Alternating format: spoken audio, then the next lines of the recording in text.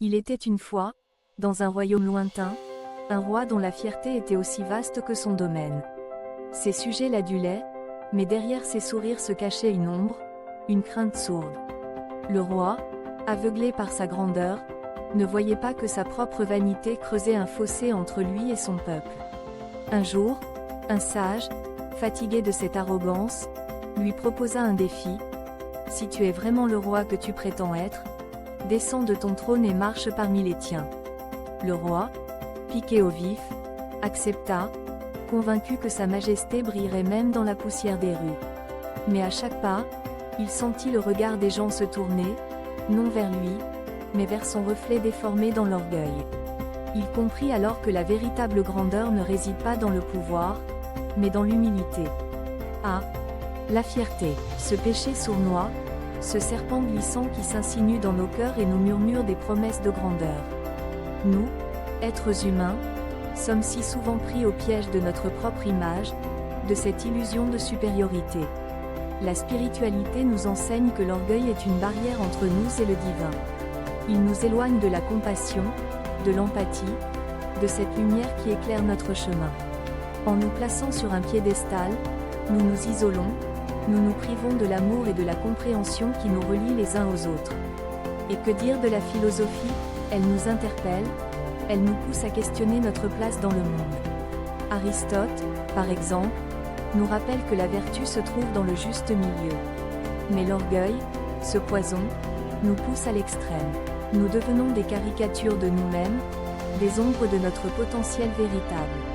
Et la psychologie, alors, elle révèle les mécanismes qui sous-tendent notre arrogance. Ce besoin compulsif d'être vu, d'être reconnu, d'être admiré. C'est un cri désespéré, un appel à l'aide camouflé derrière une façade de confiance. Nous construisons des murs si hauts autour de nous, persuadés que la grandeur nous protégera, que nous serons invulnérables.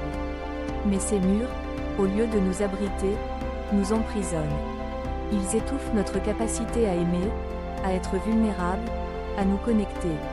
Chaque acte de fierté devient une barrière, chaque mot de mépris un coup de poignard dans notre humanité. Et aujourd'hui, dans ce monde moderne, que voyons-nous? Des individus qui se battent pour être les plus brillants, les plus riches, les plus influents. Les réseaux sociaux, ces miroirs déformants, exacerbent notre désir de reconnaissance. Nous partageons des instants soigneusement choisis, des réussites éclatantes, tout en cachant nos luttes, nos doutes, nos faiblesses.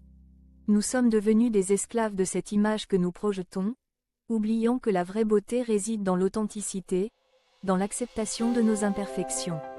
Le péché de la fierté, ce poison qui ronge nos âmes, nous pousse à croire que nous sommes seuls au sommet, que nous n'avons besoin de personne.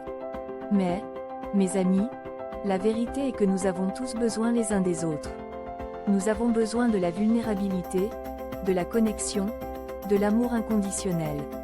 C'est dans cette humilité que réside notre force véritable.